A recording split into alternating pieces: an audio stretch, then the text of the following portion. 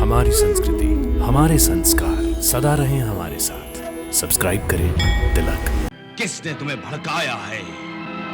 भड़काया नहीं, उकसाया है। कौन है वो विद्रोही?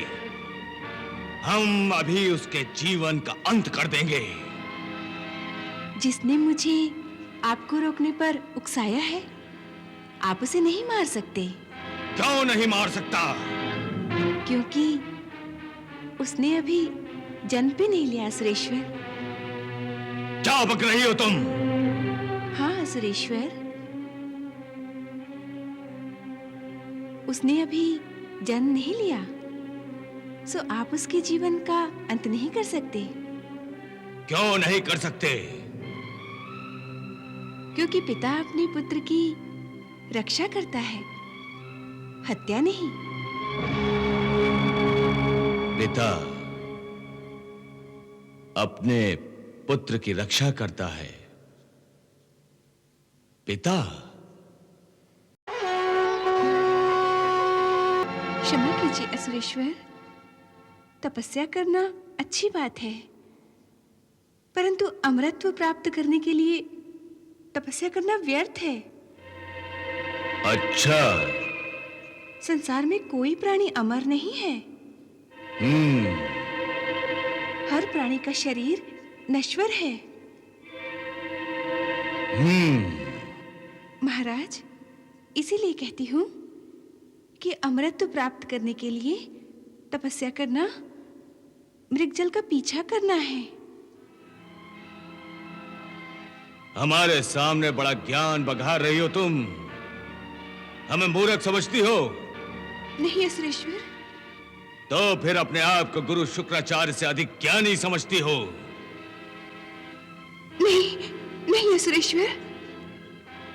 गुरुदेव से तप सामर्थ्य में अधिक होने का भ्रम है तुम्हें। नहीं नहीं नहीं असुरेश्वर। तुम गुरुदेव को अपने ज्ञान से चुनौती देना चाहती हो? नहीं नहीं असुरेश्वर।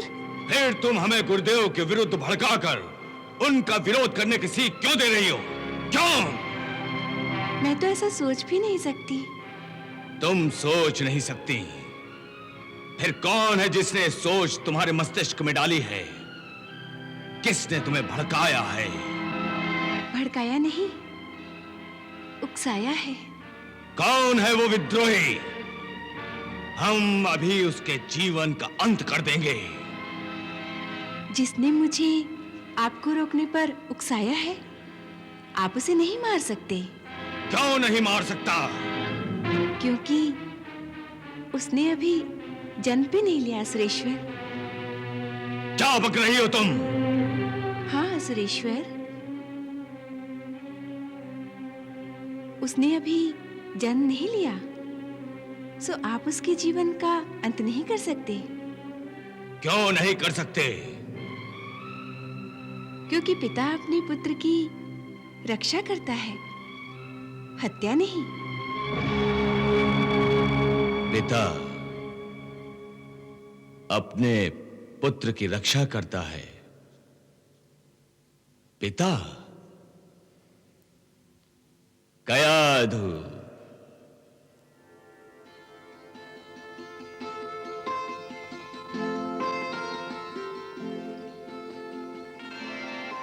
कयाधु, तुम मां बनने वाली हो?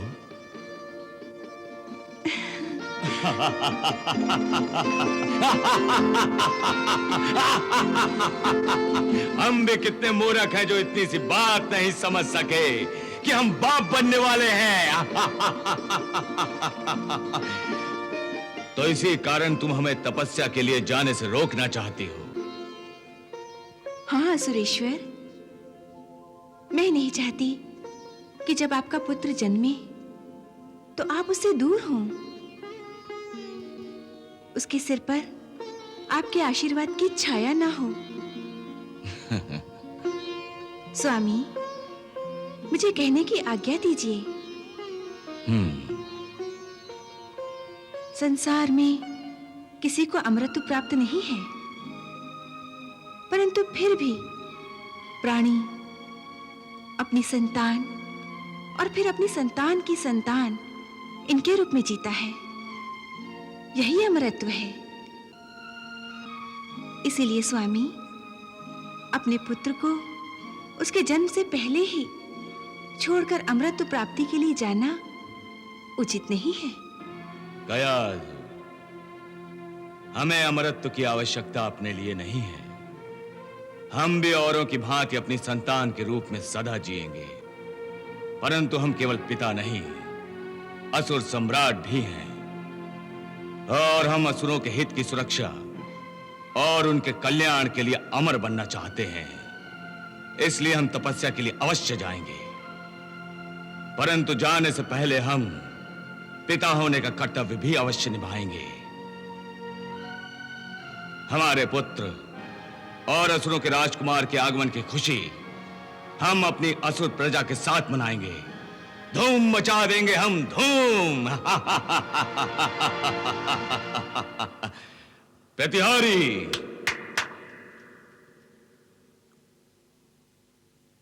आज्ञा सुरेश्वर। जाओ प्रतिहारी, हमारी ओर से समस्त असुरलोक में घोषणा कर दो कि कल असुरलोक के प्रत्येक घर में घी के दिए जलाए जाएं। हमारी ओर से पूरे असुरलोक में मदिरा की नदियां बहा दी जाएं। नाच हो, गाना हो, खुशियां ही खुशियां मनाई जाएं। हमारी रानी कयाधु मां बनने वाली है, हम फिर पिता बनने वाले हैं। जाओ, कल असुरलोक में उत्सव होगा, खुशियों का उत्सव।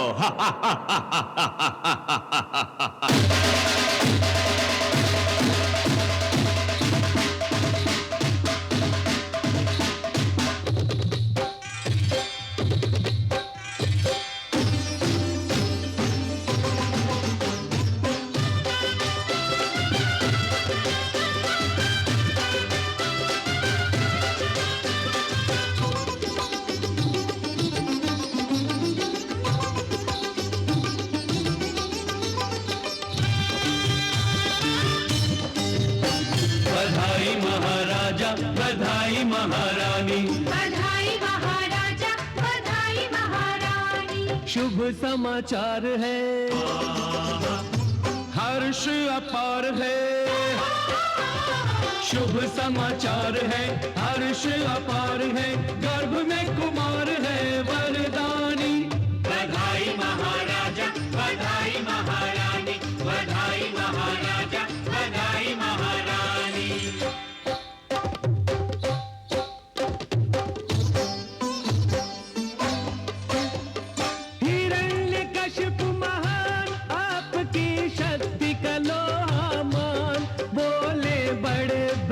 बलवान जय असुरेश्वर की, बोले बड़े बड़े बलवान जय असुरेश्वर की। नागसुता शुभ चरणा, तुम दिग्विजयी की मनहरणा। हम तो दोनों की ही शरणा, जय असुरेश्वर की। हम तो दोनों की ही शरणा, जय असुरेश्वर की। बधाई महाराजा, बधाई महारानी, बधाई महाराजा, बधाई महारानी।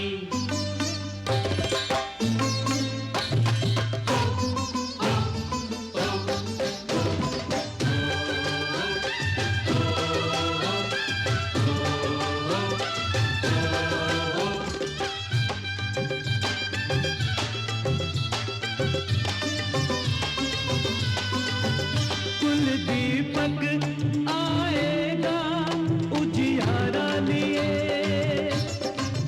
मनमोहक मुखमंडल प्यारा प्यारा लिए। जो बैठे पैरों में जलधारा लिए, वो देगा उन्हें दर्शन सुख सारा लिए। काल जयी लाल चाल बदलेगा काल की, सबको प्रतीक्षा कयाधु के लाल की।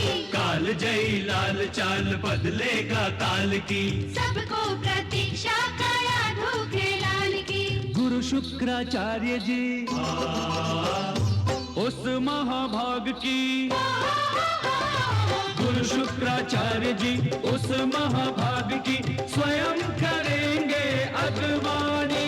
बधाई महाराजा, बधाई महारानी, बधाई महाराजा, बधाई महारानी।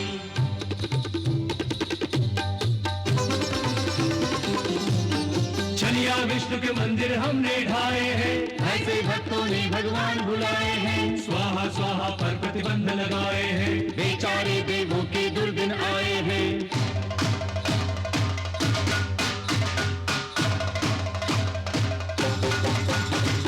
अत्याचारों की गति और बढ़ा देंगे, जो नहीं माने उनको पाठ पढ़ा देंगे। गंगा को स्वर्गों की राह बुला देंगे, असुरों की सेवा में उसे लगा देंगे। बोलो रे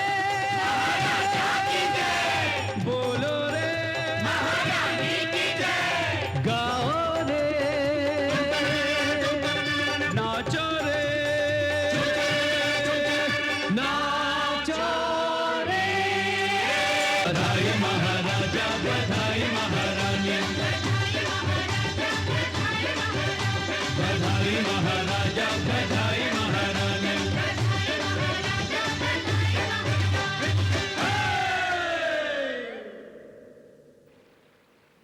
उमा, देख रही हो ना प्रभु की लीला कि सारा असुर लोग जो भगवान विष्णु को अपना शत्रु मानता है, वही असुर लोग प्रभु के परम भक्त के आगमन की आहट पाकर ही आनंद उत्सव मना रहा है।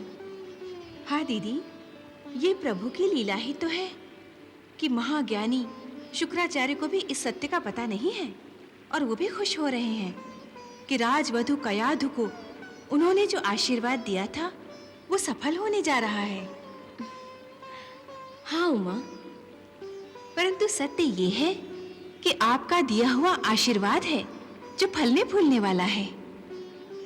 असुर लोक में भक्ति के इस पहले फूल की सुगंध सारे असुरों को मोहित कर देगी। परंतु इस समय देखो, समस्त पाताल लोक के आकाश में भक्त प्रहलाद के स्वागत के लिए एक पावन तेज सा फैलने लगा है।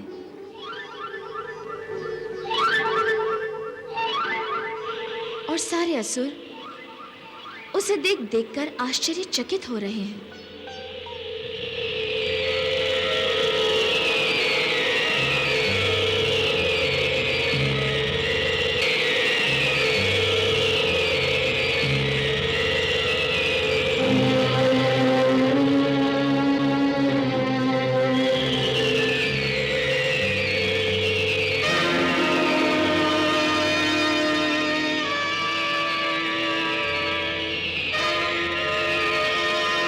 ये कैसा चमत्कार है गुरुदेव, ये कैसा तेजस्वी प्रकाश है। ये प्रकाश हमें एक शुभ संकेत दे रहा है असुरेश्वर। कैसा शुभ संकेत गुरुदेव? ये तेजस्वी प्रकाश हमें यह संकेत दे रहा है कि रानी कयाधु एक परम शक्तिशाली, अमित पराक्रमी और एक महान असुर को जन्म देने वाली है।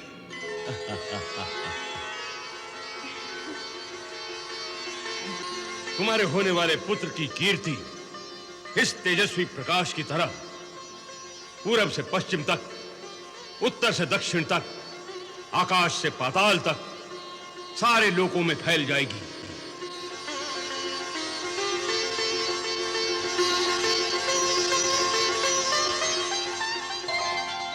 गुरुदेव, ये सब आपके आशीर्वाद का फल है। आपने कयाध को अजय पुत्र का आशीर्वाद दिया था ना? हाँ असुरेश्वर, और मेरा आशीर्वाद कभी मिथ्या नहीं होगा। कयाध, गुरुदेव को धन्यवाद दो ना। धन्यवाद गुरुदेव। रानी कयाध, तुम अवश्य एक परम बलशाली दैत्य को जन्म दोगी जो त्रिलोक में अपने नाम का डंका बजा देगा।